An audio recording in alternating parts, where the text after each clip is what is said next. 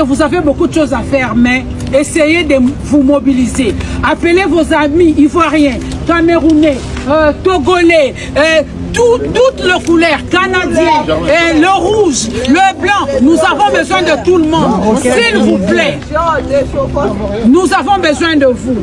Mobilisez-vous jeunes.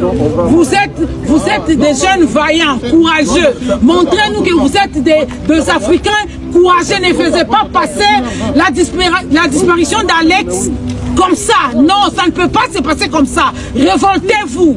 Ça ne peut pas se finir comme ça. Révoltez-vous. Appelez vos amis. Faites passer le live. Faites passer le message. Mobilisez-vous, please. Demain à 8h, le jeune, je veux vous voir. Ingeta! Salut et bienvenue sur notre chaîne, où nous partageons des histoires captivantes, des événements marquants et des sujets qui nous touchent tous de près.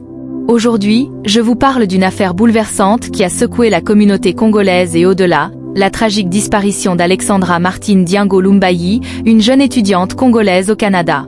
Cette histoire tragique nous rappelle que, même dans un pays aussi sûr que le Canada, des drames peuvent survenir. Alors, restez avec nous jusqu'à la fin de cette vidéo, car nous allons essayer de comprendre ce qui s'est passé et réfléchir à l'impact de cette perte dans nos vies.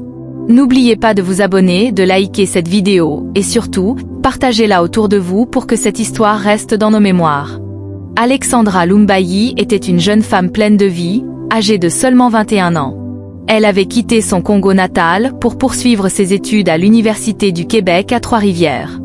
Elle faisait partie de cette nouvelle génération de jeunes Africains, courageux et déterminés, qui voient en l'éducation un moyen de transformer non seulement leur propre destin, mais aussi celui de leur communauté.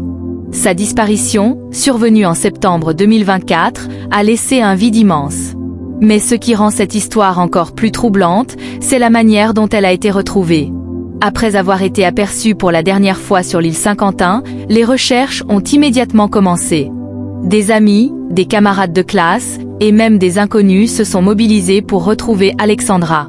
Cependant, malgré les efforts considérables déployés par les autorités et les bénévoles, son corps sans vie a finalement été retrouvé dans des circonstances qui demeurent encore obscures.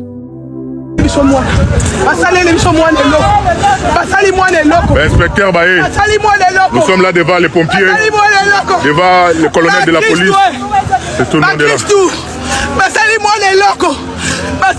On a tué notre fille. Une fille de 21 ans. Oh, ouais. De l'autre côté, tu vas pas là. Regarde là. Ouais.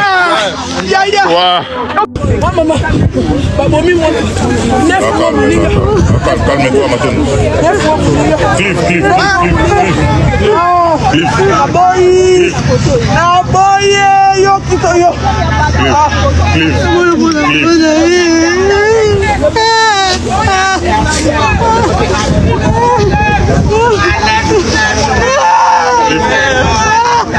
Cliff. Vous vous demandez sûrement ce qui a pu se passer ce jour-là. Selon les images de caméras de surveillance, Alexandra se promenait sur l'île avant de disparaître. Des éléments de preuve, comme un de ses souliers retrouvés sur un sentier, ont orienté les enquêteurs, mais rien n'a permis de déterminer avec certitude les causes de son décès. Son colocataire, qui a été interrogé par la police, n'a pas été considéré comme un suspect, mais son témoignage reste crucial pour éclaircir les événements. Qu'est-ce qui a bien pu se passer ce jour-là sur l'île Saint-Quentin? Une rencontre malheureuse, un accident, ou quelque chose de plus sombre? Alexandra a été retrouvée, du moins son corps, dans une rivière. Je suis dégoûtée et bizarrement je la connais même pas, mais je suis hyper triste. Alexandra, c'est la jeune Congolaise qui a disparu aux Trois-Rivières au Canada. J'ai une énorme pensée pour sa mère, j'ai le cœur qui est brisé. On pensait qu'elle était éventuellement dans le parc puisqu'une chaussure et une montre a été retrouvées, mais les images de vidéosurveillance auraient démontré qu'elle en est sortie. Moi, je vous donne mon hypothèse qui ne tient à rien, restons bien prudents avec ce genre d'informations.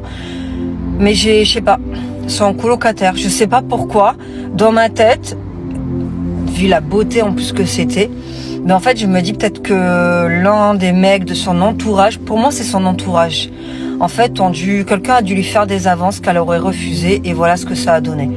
Mais peut-être c'est pas ça du tout. S'il faut, alors là, c'est carrément une autre histoire. Je vous donne juste mon pressentiment sur l'affaire d'Alexandra. Mais là au moment où je laisse cette vidéo, je dois aller tourner pour un de mes clients pour ses réseaux sociaux. J'ai mal au cœur parce que je pense à sa mère qui a dû apprendre la nouvelle. Donc soutien à sa maman, soutien à tous les Congolais, soutien à toutes les femmes, paix à son âme, et je suis profondément dégoûtée.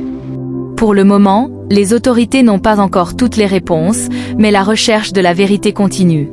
La disparition d'Alexandra a profondément marqué la communauté universitaire de Trois-Rivières et bien sûr, la diaspora congolaise. L'Université du Québec à Trois-Rivières a mis en place des ressources d'aide psychologique pour ses étudiants et l'Association générale des étudiants a organisé des actions symboliques pour honorer sa mémoire. Les étudiants se sont habillés en vert, une couleur symbolisant l'espoir, lors d'une journée spéciale dédiée à Alexandra. Ce geste simple, mais puissant montre que sa disparition ne sera pas oubliée et que la communauté reste soudée dans l'adversité. Ce qui rend cette affaire encore plus émouvante, c'est l'élan de solidarité qui a dépassé les frontières. Sur les réseaux sociaux, des milliers de personnes se sont mobilisées pour partager son histoire, exprimer leur tristesse et appeler à la vigilance pour éviter que d'autres jeunes ne disparaissent dans des circonstances similaires. Sa mère, dévastée par la perte de sa fille, a pris la parole sur TikTok, lançant un appel déchirant qui a touché des millions de personnes à travers le monde. Cette tragédie soulève aussi une question cruciale, la sécurité des étudiants internationaux. Pour beaucoup de jeunes, étudier à l'étranger est un rêve, mais ce rêve peut se transformer en cauchemar lorsqu'ils se retrouvent loin de chez eux, sans leurs repères habituels.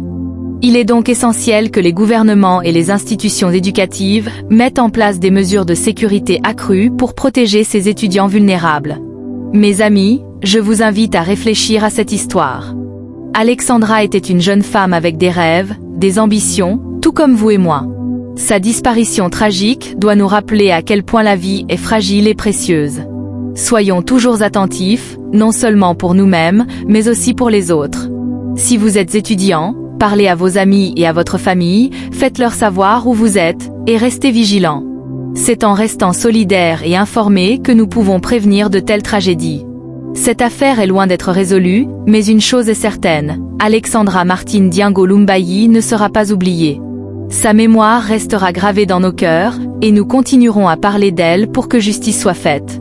Si cette histoire vous a touché, n'oubliez pas de vous abonner à ma chaîne, de liker cette vidéo, et surtout de la partager. Chaque vue, chaque partage, est un pas de plus pour faire entendre la voix d'Alexandra, et éviter que d'autres jeunes ne connaissent le même sort.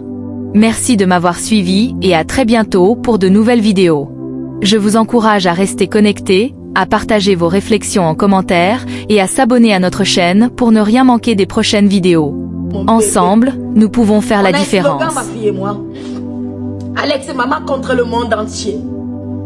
Et je lui dis toujours, si quelque chose t'arrive, qu'est-ce qui m'arrivera à moi? Elle répond, tu vas mourir. Mais Alexandra, je vais mourir. Hein.